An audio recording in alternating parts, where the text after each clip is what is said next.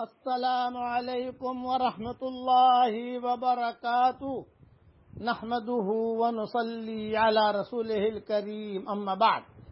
آج کا سبق سن لیجئے۔ آج کے سبق کی سرخی ہے نماز سے دوستی کیجئے، پارٹ نمبر 54۔ علامہ اقبال رحمۃ اللہ علیہ ایک شعر پڑھا کرتے تھے، پہلے وہ شعر سن لیجئے۔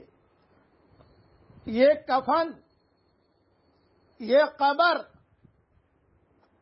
یہ جنازے رسم شریعت ہے اقبال۔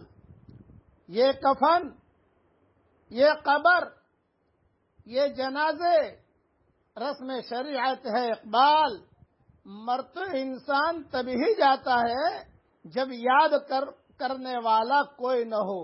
مر تو انسان تبھی ہی جاتا ہے جب یاد کرنے والا کوئی نہ ہو۔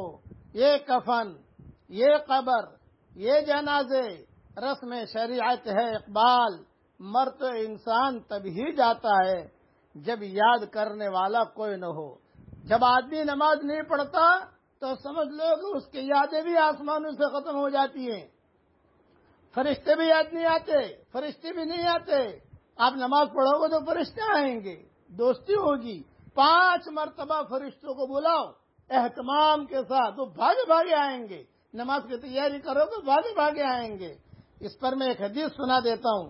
ابو موسیٰ اشعری رضی اللہ تعالیٰ عنہ سے روایت ہے کہ حضور اکرم صلی اللہ علیہ وسلم نے فرمایا، اللہ تعالی قیامت کے روز ہفتہ کے دنوں کو ان کی مخصوص شکل میں اٹھائے گا۔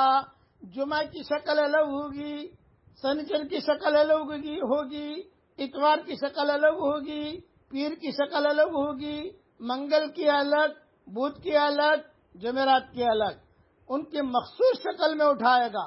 ان دنوں میں جمعہ کا دن سب سے زیادہ حسین اور چمکتا دمکتا ہوگا۔ اہلھا یحفون بہا کالعروس، حدیث شریف میں آتا ہے کہ اہل جمعہ یعنی نماز جمعہ اور اس دن کے مسنون اعمال ادا کرنے والے اس کو ایسے گھیر لیں گے جیسے سہیلیاں دلہن کو دلہا کی طرف رخصت کرتے وقت گھیر لیتی ہیں۔ جمعہ کا دن اپنے اہل کے لیے روشنی کرے گا، حدیث شریف میں آتا، اور وہ اس کی روشنی میں چل رہے ہوں گے۔ حدیث میں یہ بھی ہے کہ ان کے رنگ برف کی طرح سفید ہوں گے، ان کی خوشبو کستوری کی طرح مہک رہی ہوگی۔